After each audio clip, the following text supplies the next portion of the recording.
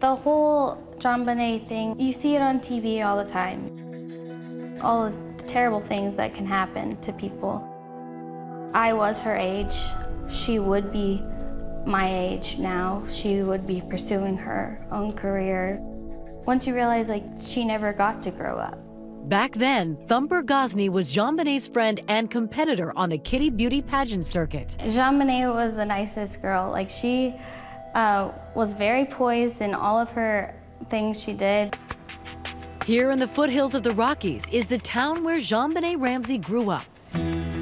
Boulder, Colorado, a quirky college town described by locals as 25 square miles of fantasy surrounded by reality.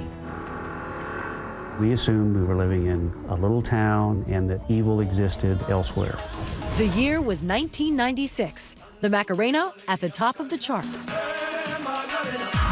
I love books. Oprah started a book club. The country had just re-elected President Bill Clinton.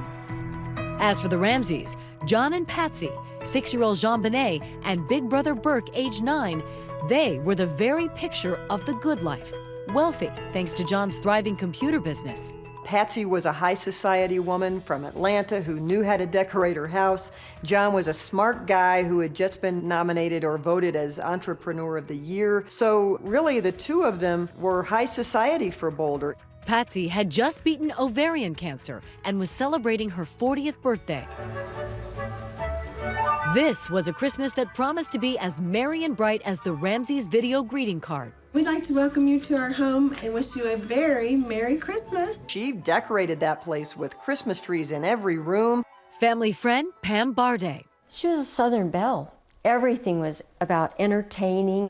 You say neither, and I say neither. Patsy always liked to be in the limelight, and she was in the pageant system. Let's blow the whole thing off. This is an interesting item I'd like you to see. The name JonBenet was a fanciful hybrid of her father's, JonBenet. Pigtails, jeans, beautiful smile. I mean, she was just a mischievous, fun little girl. JonBenet Ramsey. At the age of 4, she began following in her mother's footsteps. JonBenet, thank you. That Christmas night of 1996, the Ramsey family had been out at a party at a friend's house. As they would tell Barbara Walters in an interview several years later, they got home well after dark. JonBenet was asleep when we arrived home. We took her to bed, got Burke to bed, set the alarm, and went to sleep. Before dawn the next morning, Patsy was the first one up. As she headed down this spiral staircase, something catches her eye, several pieces of paper. There were 3 pages neatly laid across one of the rungs of the stairway. Pages scrawled with a handwritten, heart-stopping message. It was a ransom note. Of all of the evidence left behind, that ransom note is the most baffling. Reporter Diane Diamond has covered the story from the beginning. She says the author of the ransom note seemed to know a lot about the family. The demand for $118,000 was close to the exact amount of John Ramsey's bonus that year. A ransom note is not that long. A ransom note says, I have your child, I want $1 million, I'll call you later. This is 2.5 pages long. Whoever does that? I just remember when I read, we have your daughter, it just, this overwhelming fear, and I just dashed back up those stairs as fast as I could and pushed her door open. And then? And then I just screamed for John. JonBenet had vanished. We are kidnapping. Hurry, please. Explain to me what's going on. Are you Patsy Ramsey? I'm the mother. Oh my God! Please. I'm sending an officer over, okay? Please. Do you know how long she's been gone? No, I don't. Please, we just got out and she's right here. Oh my God, please. The call was made to 911, and within 2 or 3 minutes, Patsy Ramsey's on the phone to her friends and neighbors. Come on over. John was also making calls. He said, they've got her. What do you mean they've got her? They've kidnapped JonBenet. She's gone. And people were streaming through that house. They were in the kitchen. They were in the living room. They're all talking. They're passing the ransom note around. The police should have secured that scene by telling everybody, get out. I'm sorry, this is a crime scene. It was just one of many mistakes police made that day. The first detective on the scene also did something that would radically compromise the case. Linda Arndt tells the restless John, why don't you look around the house, see if anything is missing or looks strange. Start at the top and go to the bottom. But he didn't do that. He went to the basement first, where, of course, whoa, he finds his daughter's body. I saw her lying on the floor with a white blanket. Her hands were tied above her head. She had tape over her mouth.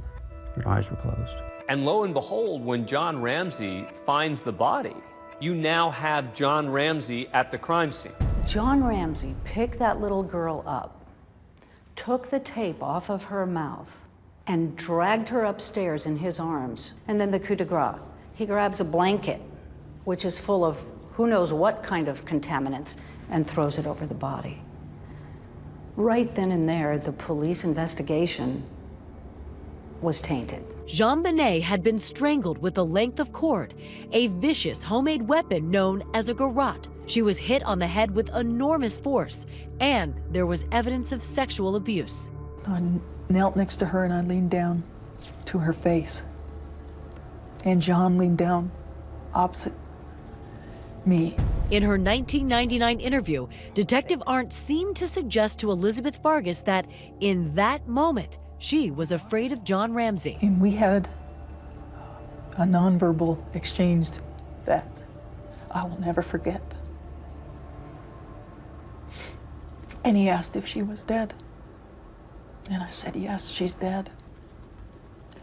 And as we looked at each other, I remember, and I wore a shoulder holster, tucking my gun right next to me and consciously counting, I've got 18 bullets. Why did you do that? Because I didn't know if we'd all be alive when people showed up. When Patsy Ramsey saw her daughter's body, she collapsed. I knelt down over her and just laid my body on her body and my cheek against her cheek, and it was cold. And I just kept saying, no, no, you know, ask God. Ask God to raise her. The kidnapping had just turned into a murder. Speculation about possible suspects begins immediately, and no one can be ruled out. I know who killed JonBenet. There's no doubt in my mind who killed JonBenet. And the grand juror, who thinks he knows too.